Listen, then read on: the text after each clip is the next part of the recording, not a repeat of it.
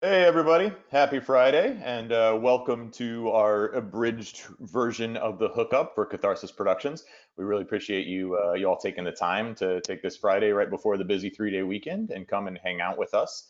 It's important that we get a chance to talk to you about what we're doing, hear a little bit about what you're doing, and kind of move through this process. I think the best way to start off is to say we know that right now is kind of bananas, right? This is a weird time. This is a bizarre time, and we as a company who makes our living and makes our craft traveling around the world to do presentations for large groups of people about what happens when people are too close, are having some issues kind of keeping up with how that works. And so we definitely wanted to take some time to talk to you all about that. And get moving. So I'm gonna go through a couple of things here just to tell you a little bit about what's going on with Catharsis, and then we're gonna have two of our senior educators come and do a little bit of an abbreviated presentation for you, and then we'll come back in, and if we need to answer any questions, we're happy to do that. We don't want to take up too much of your time today, but we appreciate that. So as we said, these are wild times. These are not times that any of us expected.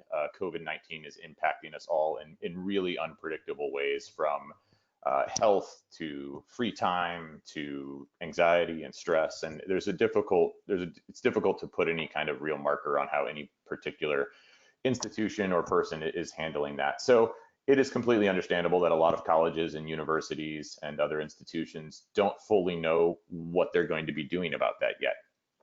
Everybody's kind of scrambling to make decisions and trying to have a lot of different potential ways that they roll out. But it's difficult to keep track of how many unknowns there are and how many kind of initiatives we have to create and how many plans we have to create. Because there's going to be a lot of limits and a lot of limitations. We know there's going to be some limitations on physical spacing for schools, both like actually physically how close you can have people, but also on the number of people in the room. There's going to be limitations on other logistical things, like what kind of shared equipment can be used and how many folks can be within a certain range at a certain time. And that gets really messy, especially when you are a place where people not only go to school, but they also live and they also eat and they also do a lot of other social activities. It's especially true for folks who are planning orientation, when that is something that traditionally has been large groups of people. Part of the excitement and the interest of that is large groups of people together at once, all learning about each other and all learning about their school and all kind of buying into that great university feel at the same time. And so that can be really difficult. So we understand that not everybody has plans set up yet. We understand that there's a lot of variables in that. But something this has done is, I think, for all of us, create a new appreciation for interacting virtually, whether that's sitting here in a Zoom GoToWebinar meeting like y'all are doing right now with me, or whether that is having FaceTime dates with people, or whether that's talking a lot more to family members who are far away. Learning to appreciate that, learning to understand some of the nuances of that and how that works. And we at Catharsis are learning how to handle that with our trainings, because the reality is these issues are not going away. Right? We would love it if we were out of a job, but the reality is sexual violence, sexual harassment, sexual assault, bullying, retaliation, harassment in general. These are all things that happen in our society, regardless of whether we're in person or not. In a lot of ways, sometimes online or virtual harassment can be even more problematic, because sometimes we don't have the same kind of stereotypes and schema of what that looks like. And so it can be difficult to kind of keep track of and monitor and know what to do about it. So what we have done is we have decided to create a web-based version of our most popular programs. So that includes Sex Signals, that includes the Hookup, that includes Beat the Blame Game, that includes Say What. So some of the things that you might know us for, we are creating web versions of. And today, like we said, we're going to talk about the Hookup. But what's important to know is that for all of these programs, what we are still going to be doing is a lot of our trademark stuff. Our programs are still going to be really engaging and interactive. We are not going to all of a sudden become didactic, like put it up on a screen, click through it. That's just not how we roll. And we don't think that that's effective, both in our own anecdotal evidence, but also in research-backed evidence. We are still going to be accessible. We're still going to be funny. We're still going to be reaching out to people. We're still going to be off the cuff. We're still going to be working with folks based on what they're giving us. And we are still going to be research supported, because we want to make sure that what we do has been proven to work. And so we are still looking at the most current research. We are still looking at research that is about virtual planning and programming and teaching so that we can understand how to use those elements a little bit better. We are still going to be focused on moral reasoning. There are a lot of trainings that are based on legal things, that are based on whether something is illegal or against the rules. And while the things that we talk about are certainly illegal and certainly against the rules at times, we want people to be focused on the ethics and the morals of it, because we don't want anybody walking out into the world being like, I just want to make sure I don't get arrested, right? That's not the goal. We want to make sure that people are wanting to be good people. They're wanting to do the right thing because that is the right thing, not because they're afraid of getting caught doing the wrong thing. And then we are going beyond checking a box. Even though there are certain really requirements that schools have to meet regarding these issues, we want this to be about cultural change. We don't want this to be about just making sure everything's checked and go on with our business. We want this to be about making our community and our culture a better place to live and work and love and all of these wonderful things. That being said, there is some stuff that has to change. First and foremost, the most obvious is our method of delivery. We are not going to be, in a lot of cases, in person. We are going to be doing this via web. There are going to be times where we are willing to come in person, depending on what schools are doing. If they're meeting with small groups, if they're still meeting in certain ways that they feel like are protected in the appropriate way according to whatever their state's guidelines are. There are going to be times when we still show up and do that with some parameters in place. But a lot of our work this fall, this orientation, is going to be done via the web. We are using GoToWebinar for a lot of these programs. There's a lot of reasons we do that. One is that with GoToWebinar, we can get anonymous comments. That helps students who are attending feel like they can ask the questions that are important to them and real to them, but they don't have to have other people see that. So we like to keep that anonymity. Another thing that's going to change is probably our length of program. That's not going to change substantially, but traditionally we have a 60 to 75 minute program, depending on how much folks talk. In this case, we're going to shorten that a little bit. We'll probably be about an hour. We all know that kind of the butt alarms start to go off after that period of time, especially when you've just been sitting in a chair the whole time. So we want to make sure that we're getting our points across and we're getting our learning objectives across, but that it's being done in a way that's still keeping everybody engaged and going to be effective, and they're not going to kind of lose interest because they've been sitting in one place too long staring at a screen. The other thing that we're doing is we're using supporting staff in a way that we haven't done before. So traditionally we have shown up with presenters who do a program, either one or two presenters. They do that program live, they interact with the audience, they get their feedback, they write things on the board, they engage with them, they talk to them, they teach them, they facilitate a conversation. In this case, what we are doing is we are using support staff so that we have one or two people in front of the camera, depending on the program, but we also have somebody in the background who is kind of running the chat box or running the question box. And what this does, it allows our presenter to be focused on presenting the material, to be focused on making sure that they're responding appropriately and making sure that they're responding in an engaged way. And our person who's working the support staff can summarize stuff for them, can answer specific questions offline for folks who have either logistical questions or questions that are more appropriate for being handled privately. And in case there are any kind of trolls or any folks there who are kind of trying to cause a little ruckus and trying to cause a trouble, the support staff can help out with that as well. So that's important. Another thing that's changing is obviously our audience setting. So some folks that we're working with will be all in their own respective places on their own respective devices, engaging with this maybe much like you all are today from their own personal devices. However, we also know there's some schools who are talking about still meeting, but meeting in small groups. And so that those groups would get together in small numbers and participate in our training that way.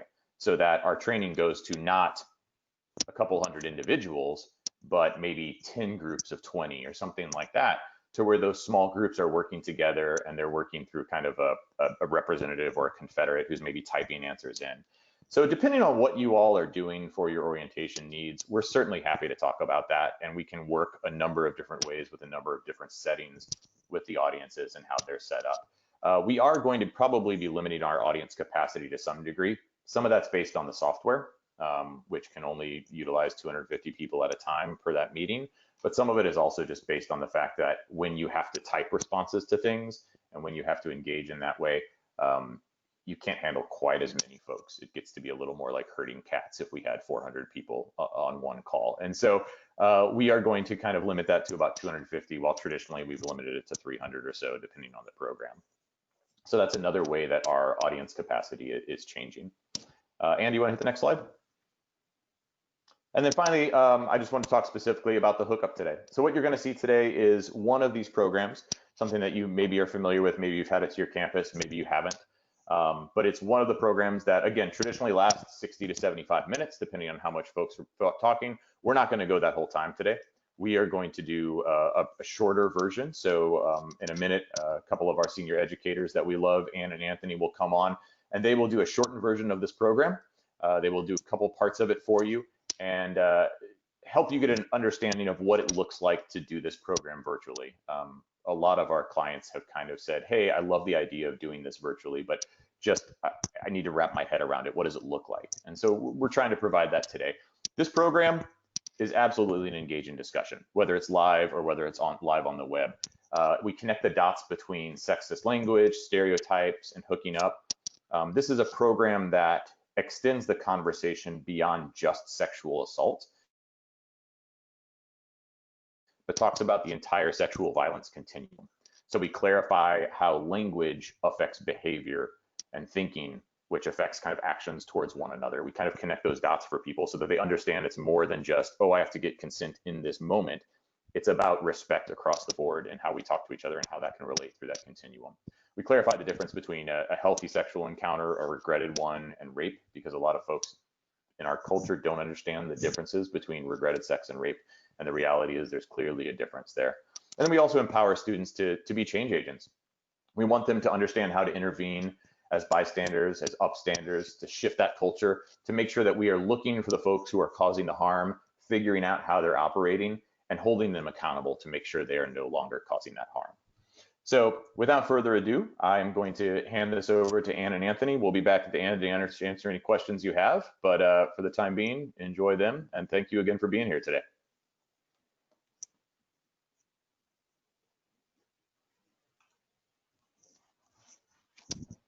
Hey everyone, thanks so much for joining us. So welcome to our live mini demo of the hookup. I'm Anne, I'm one of the senior educators at Catharsis Productions, and I'm here with my friend and my colleague. Anthony Nicola, hi, how are you all doing today? I'm excited to chat with you for a couple minutes. Yeah, so we're going to show you a little bit of the hookup. So in the hookup, we talk about a lot of the elements of hooking up, which includes sex, it includes consent, and it includes talking about sexual assault. So where we see it in our culture, where it tries to hide, and where we want it to go, which is the hell away. So with this, we're using some cool new technology that Ben talked about a little bit in order to deliver you all this same program we do live, but with a little online twist. So Anthony, you want to talk them through the logistics? Absolutely. So you'll notice on the side panel, there's an orange tab. If you click that, it opens some more options there. What we use is the questions box. That was what Ben was talking about in keeping things anonymous. Ann and I can read that and we can pull from that answers and make sure that we can see everything and keep things anonymous for the other educators who are on the line. Or the students who are on the line. Also it gives them a chance to make our faces, the slideshow, as big or as small as they want to make it. Our faces are gorgeous, but sometimes, you know, depending on if they're on a phone or if they're using their computer, they want to make sure that they can mess around with the logistics themselves. Other than that, I actually would love to jump in, and if you don't mind, I just want to ask everybody on the line a question.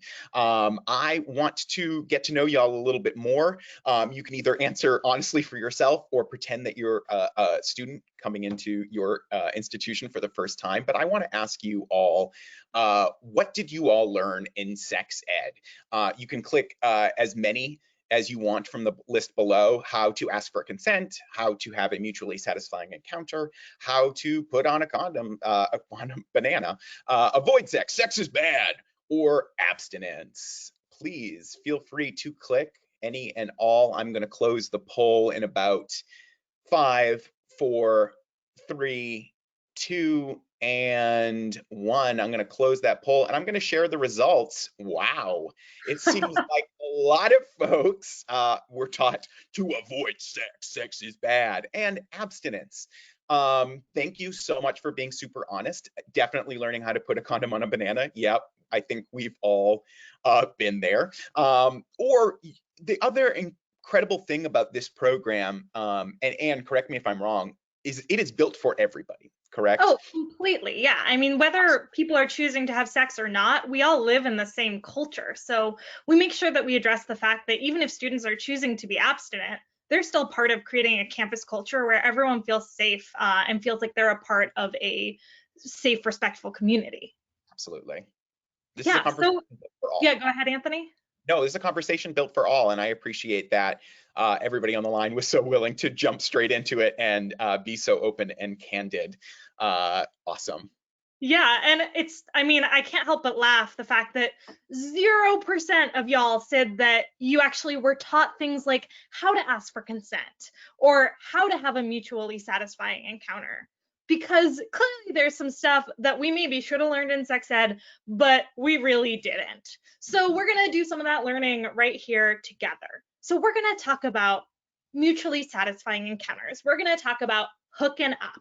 Now, hookups can mean a lot of different things. They can mean sex. They can mean just making out. I mean, let's be real. Right now, the most exciting hookup might be like your friend hooking you up with their Netflix password. But we're going to focus on the sort of sexual side of things. So help us out in the chat box. What are some elements of a really great hookup? Yes, tell us right in the questions box.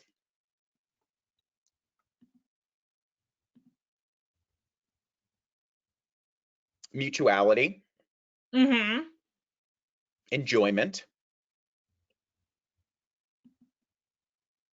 It's just mutual enjoyment. That's all it is. I love, someone said, like I said, look at them, and mutual pleasure for both. It's passionate. I love, someone wrote no embarrassment. Yes. Yeah.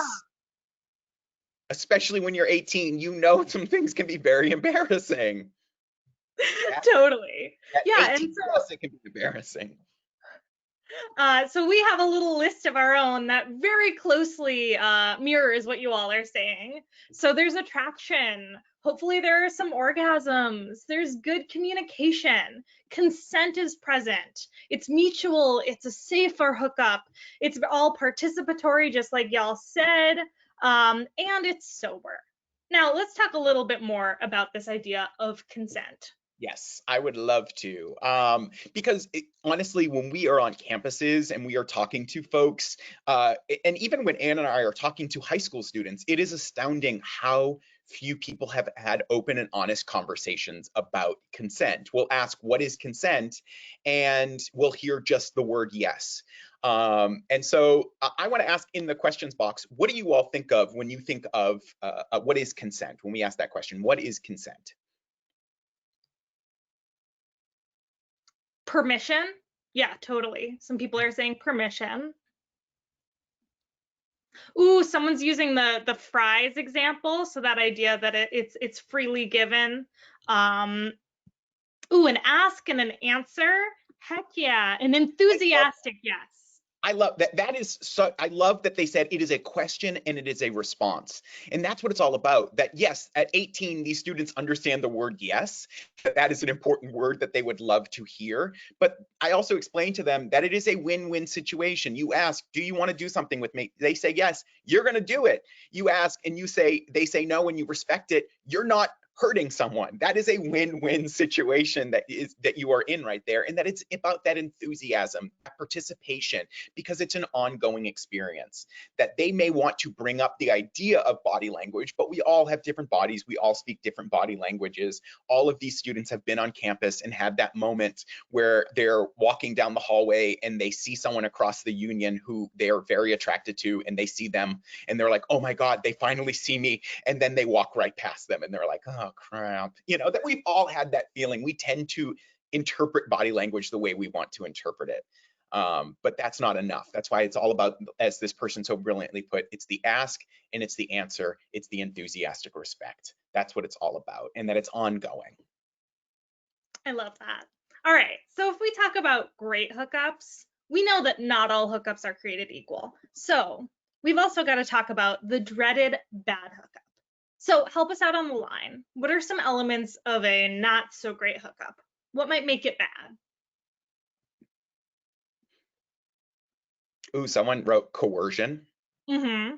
awkwardness, embarrassment. That embarrassment that we opted out of in the first one. Yes, it shows up here. Fear, unsafe, guilting, lack of pleasure. Someone put memory, that if you have you don't have memory of it, that's not a good situation. Location, and too drunk. All right, interesting. So we've got a lot of different sorts of answers on the line about what a bad hookup is. Before I show you all the list that we came up with, I want to ask one quick question. Do you all think that consent is still involved if it's a bad hookup? Good question.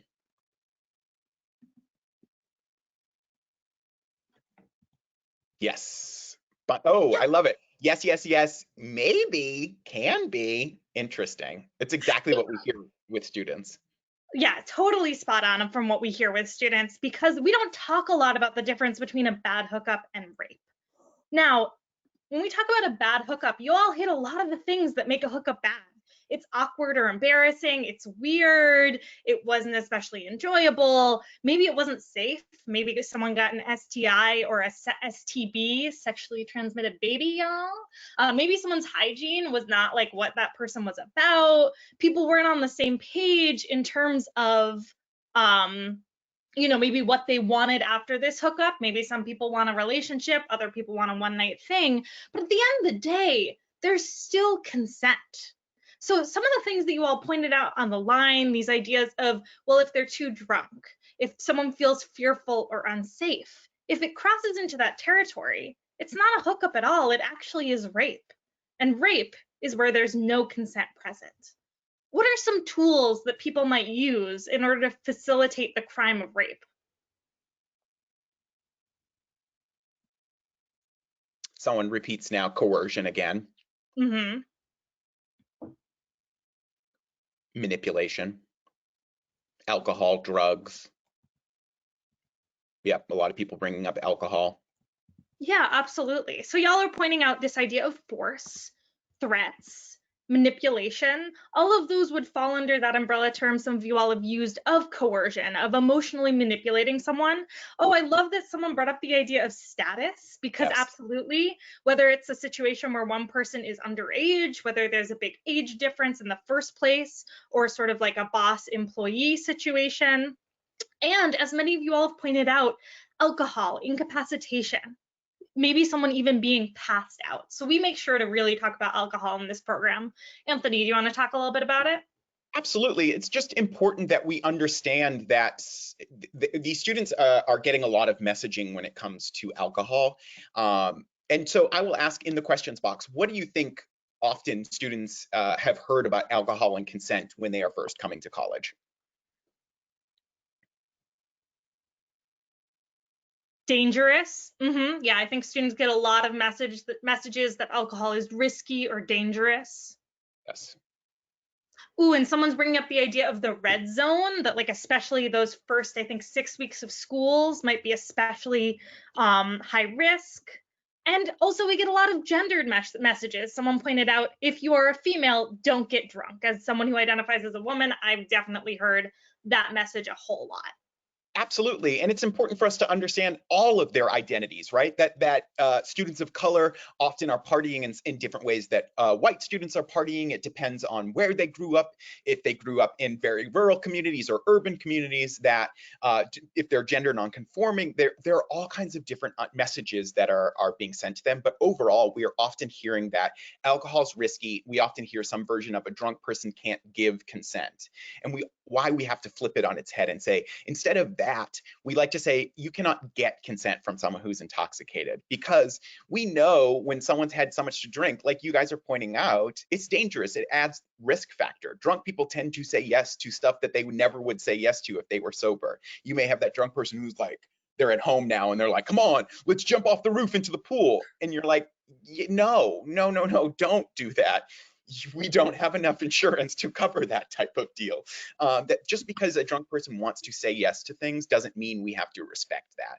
And we all know the clear signs of someone who's had too much to drink, that they might be stumbling or passing out or slurring their words or all of these things that are listed here. But what's most important to me is the last one.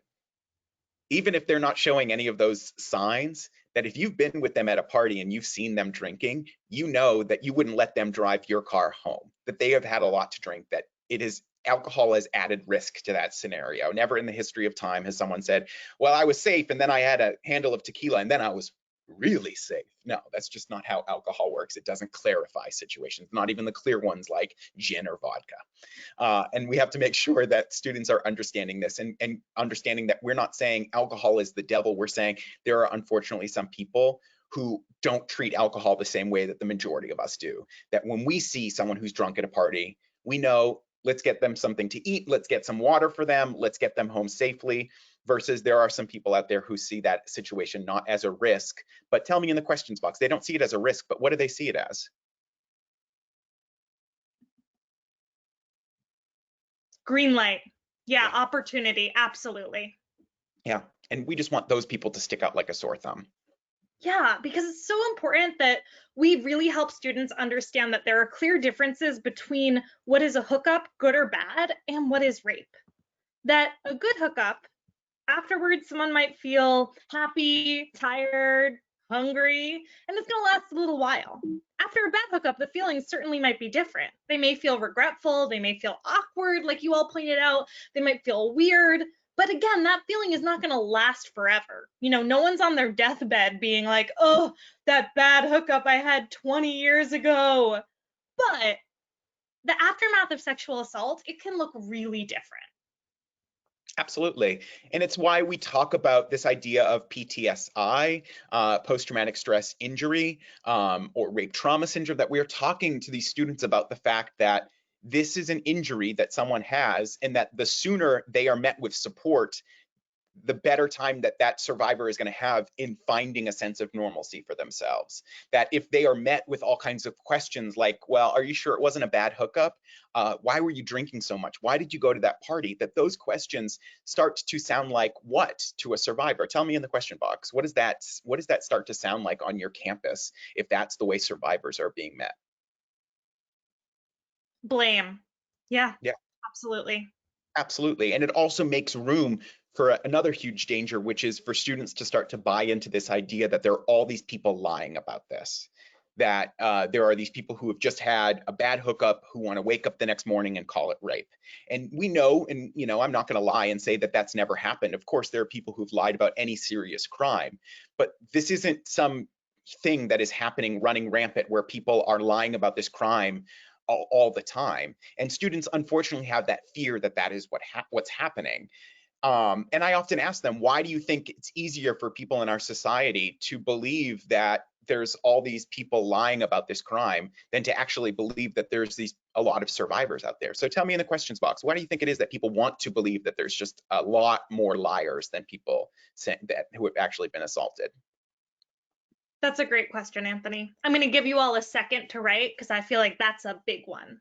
Yeah. All right, let's see. Yeah, because it means that there's perpetrators that we might know. It's really uncomfortable to acknowledge the fact that people who perpetrate these crimes might be someone else's friend. And they don't want to believe that that person would hurt another person. It's hard sometimes for us to understand it on a personal level. So we might know the facts, but when it gets personal, it can be challenging. Y'all are pointing out such incredible points that so often, because this crime happens between people who know each other, where there's some level of trust, oftentimes that really affects not just those two people, but the entire community, the entire friend group around those people. Yeah. So I want to move us into talking about how hookups look right now, because some of those things we described as a really great hookup are a little more challenging when we're all interacting through our phones and computers.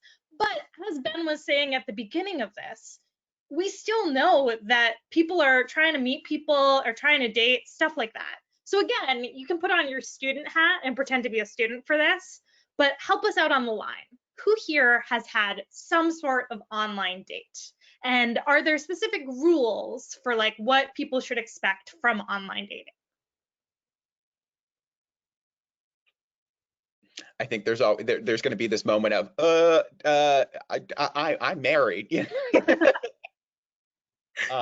absolutely. Someone said it's like the Wild West. There's a whole new set of rules. Someone said rule number 1, get dressed like it's a real date. Okay. Yeah, but like only from the top half, right? Like I can wear my sweatpants as long as I wear a nice top, right?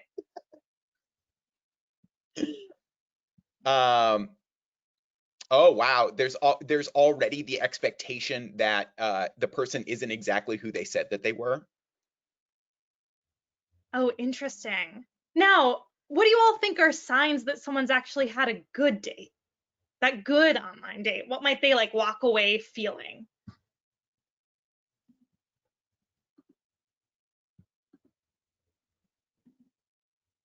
Feeling all tingly. Oh, that's cute. Someone says if it's good, you want to do it again. Yes, I love that one. You want to meet this person IRL. Okay. Mhm. Yeah, genuine connection felt. Not constantly thinking, did everything that you said and everything you presented. So I think this is so interesting because these signs, I think, are the same ones that we look for when we meet someone in real life. So some of the rules might be a little different. And I think it's often like the logistical rules around safety, just like we get a set of rules for our safety when we go out in person. We sort of get this set of rules of, you know, like make sure they are who they are and stuff like that. But at the end of the day, we're still looking for a consensual encounter. We're still looking for someone who respects our boundaries, who makes us feel good, and who we have a genuine connection with. Absolutely. And we get this chance to rewrite the rules of dating. That how many of those stupid dates that those of us who have been, you know, single and have had to go out on dates, we have all of these rules about, well, you can't call right back or you have to wait 3 days to text and all that garbage that doesn't actually help us connect and have, as someone on the line pointed out, a genuine connection with someone. We can use this opportunity to rewrite these rules depending on when and how we are able to see each other again in the real world. We are, you know, I don't want to take too much of your time, everybody on the line, but the next thing that we would end up talking about is this next part, which is the unwanted sexting, the unwanted dick pic, or whatever it is. That there is research out there, and this is something that is often a moment of huge generational disconnect. For some of us, you know, sending a nude photo required like a Polaroid camera and a stamp, and you had to wait. Whereas now the ability to do that with one of these is instantaneous. But there is research on sexting that we are able to present to students and actually help them to understand that it's not about attention and about all of these moral ideas. More often than not, it's about trust and someone manipulating that trust.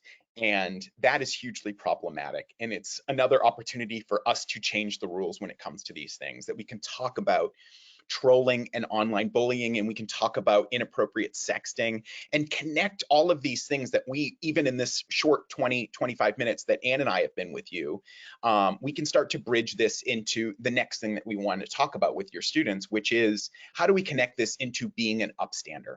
How do we change your campus and your community, whether it is digital or back on brick and mortar campuses?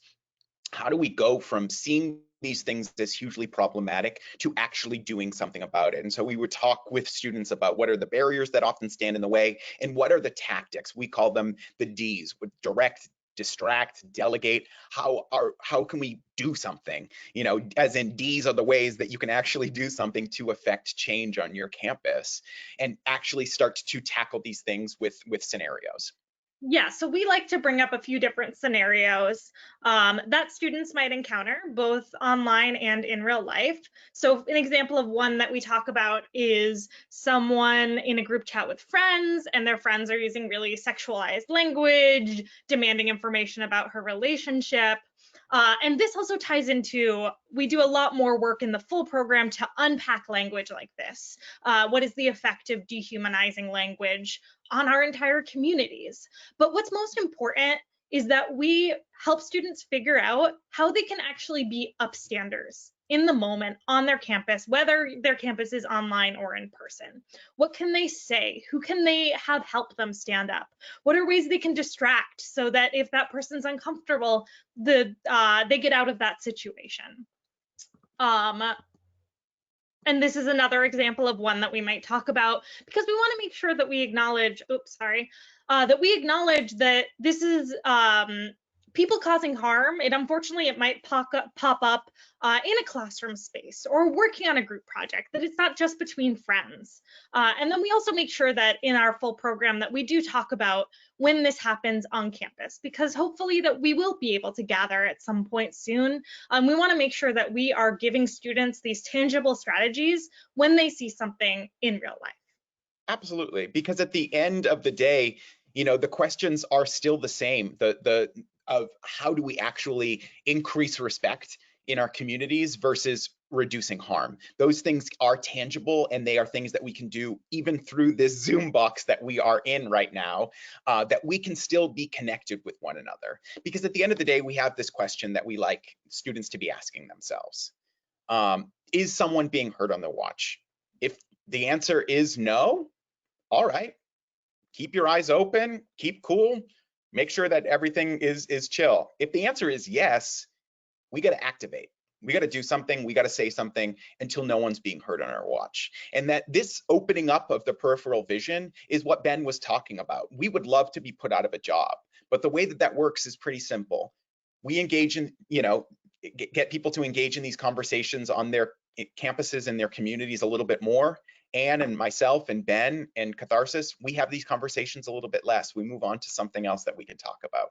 But these conversations are important, and we are so I don't know the right word to say here. We are so determined to make sure that we can bridge whatever gap between this world that we live in right now and having these conversations, because these conversations are so paramount, and we are willing to do whatever it takes to make sure that we can engage students and administrators and faculty in these conversations. Thank you so much. Yes, thank you so much. So we're going to pass this back to Ben if you all have any questions about this program. All right, thank you. Hey everyone. All right. Well, thanks for taking the time to sit with us for that. Again, that's just that's a quick version of some of the content we cover in the hookup. And that is also a little bit of a breaking the fourth wall to kind of explain why we do what we do and when we do what we do and what else we would do beyond that. I know I spoke earlier and I said that the live version tends to be 60 to 75 minutes, and this one's about 60. I think I misspoke on that. The live runs a little bit longer than that, usually 70 to 90. And this is more like 60 to 75. But again, it's for that kind of butt alarm where people are constantly sitting looking at a screen, and we want to make sure that they can stay as attentive as possible with the amount of time that we want to give them. So with that being said, if there are any questions and you want to throw those in the question box, I'd be happy to try and answer those right now.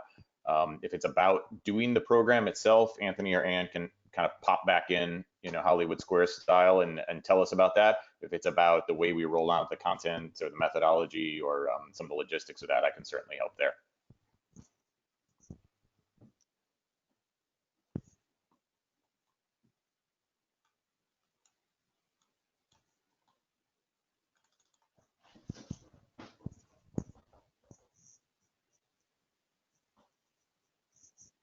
Give it a few more moments in case you all think of anything.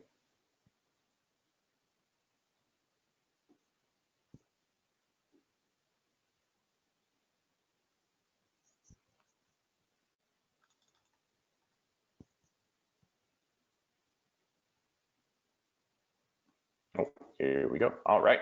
So first one I'm seeing is what are the logistics for us to be on campus?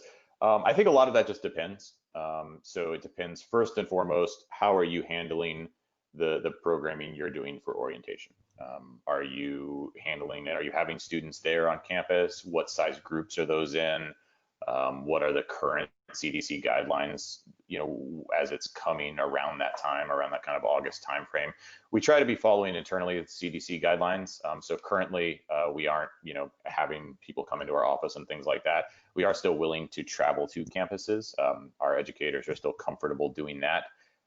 What we would want to do is make sure that depending on the group size and depending on the shared resources and things like that, that we're just being as safe as possible with those things. Our folks would be keeping appropriate social distance from people. We would be wearing a mask if we are nearby things, folks like that. We'd want to be able to clean off any whiteboards or poster paper or things like that we're using. So really, it's just a matter of what y'all are already doing in terms of your folks, and then us adjusting to that. So we could certainly have a conversation about that. I'm also seeing how much is the online version, can we customize it a bit? So in terms of the online version, our pricing is pretty similar to what it would have been otherwise, except that we aren't charging travel. So as I mentioned before, we are actually using multiple staff people for these presentations. So in complete transparency, from a labor perspective, it's actually costing us a little bit more because we have to have multiple people working on one presentation as opposed to just one showing up. However, because there's no travel involved, we can remove that travel cost. So we are pretty similar pricing to what we have been historically, or what you've seen us be in the past, except we are taking out that travel cost. If you are a school that's already contracted with us for this year, then we are going to kind of reissue contracts, but take away the travel cost of that. And then in terms of digitally, okay, so somebody's clarifying the logistics. In terms of digitally showing up, the logistics are pretty simple. They are us working with you to figure out a time and figure out a way that you are going to deliver that to your students. And so we want to make sure that we get that time. Our preference is that we send you a link that you can distribute to your students. That way we don't have to ask for a mass email list or anything like that, but we like to be able to send you a link and an invitation and you be able to send that to your students. So we pick that time. If it is a situation where students are going to be in small groups and they're working together, we have to have a little bit more of a conversation about what that's going to look like and how many people are going to be involved and how many folks are going to be kind of participating and speaking as kind of representatives or confederates for those students. But that's where we're looking at. And then someone else asked a little bit about the customizing. We certainly do a little bit of a customization. That depends kind of on what you need to be customized, but we have certainly, if a school is, for example, a more conservative school or a more religious school, we will certainly make sure that we talk a little bit more about what abstinence education has meant for people before, and we talk a little bit more about how some of the stuff we are talking about in terms of respect for each other and communication and relationships and things like that doesn't just apply to sex. Something we didn't have time to really talk about today is that hookup means different things to different people, right? And so a lot of times somebody, for somebody, kissing might be hooking up, somebody, just some kind of touching might be hooking up. So people define things differently. People coming from different cultures or different backgrounds define things differently. And so we would want to be able to address that and say, regardless of where you are on that continuum and regardless of what you are wanting or not wanting to do sexually, respecting other people, the principles of consent, making sure that everybody's on the same page as you are, these are things that apply across the board, not just to intercourse sex, right? So we have done some things like that for schools in the past. Obviously, some schools also, we talk more about GLBTQ issues, making sure that we're being more inclusive with some of that because that's a larger concern of their population, although we do try and work that into most of our presentations anyway. Work at a religious school, and I'm looking at this question. I work at a religious school. We are limited in what we can and can't discuss. Do you offer options? Yeah, and so that's a little bit of what I was just talking about. So we will definitely be careful with our language or be careful with how we talk about various elements depending on those schools. So that's not an unusual request for us in terms of religious or conservative institutions wanting us to be careful and wanting us to make sure that we hit the principles of the issue without necessarily saying, being cavalier about sex or implying that everyone is having sex all the time.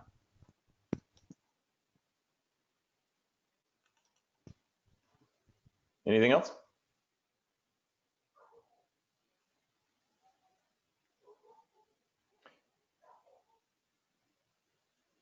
All right. Well, we, as we mentioned before, we have done web-based versions of all of our programs. This was just a sampling of one of them today.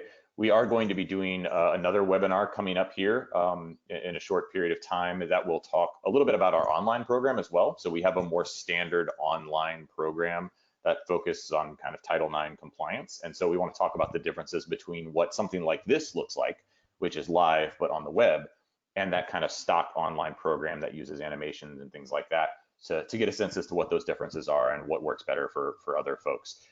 If you have any questions, or if you want to make sure you're on the list for that kind of thing, you can by all means reach out to us at the information you see on the screen, the info at Catharsis Productions, the phone number. We'd be happy to take time and talk to you. As we said, this time period's bananas, right? And so there's going to be a lot of stuff that would normally be very templated and stock that we would say, okay, here's your contract, or here's your form, or here's what we do, because that's the norm. And we're just not in the norm right now. And so we are more than willing to have individual conversations about what schools are doing with students coming to them, how we're going to handle things virtually, and it's just going to have to be a little more adaptable for everybody. And so we're willing to have those conversations with y'all. But for now, we really appreciate the time you have given us today and sticking with us and learning a little bit something new. If you got any feedback or any questions, feel free to reach out. But other than that, have a lovely 3-day weekend, and we hope you all are staying safe and happy and healthy. Take care. Thanks.